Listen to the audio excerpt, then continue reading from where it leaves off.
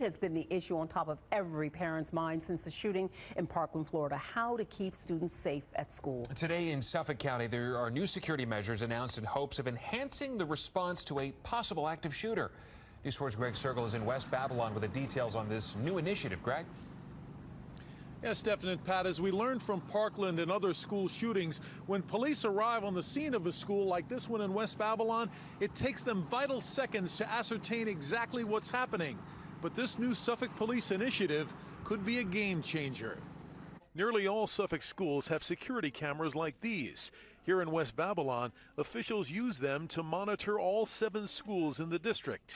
But the superintendent wants to take it a step further to allow Suffolk Police to tap into these cameras if there's an active shooter in any of the schools. It gives me great relief that they would be able to see what's happening in-house. That's the aim of this new idea, to use school cameras to give police the ability to get real-time information in a worst-case scenario.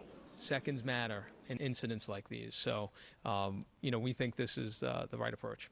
That approach would even enable responding officers to use their tablets to actually see what they're walking into. We'll be able to see what he looks like and where he is, so we can direct our officers. They'll know what he looks like when they go in the building. In the Parkland incident, for example, police say a camera hookup like this could have prevented the gunman from temporarily escaping. Next week, Suffolk officials will pitch this idea to all of the county's 69 school districts.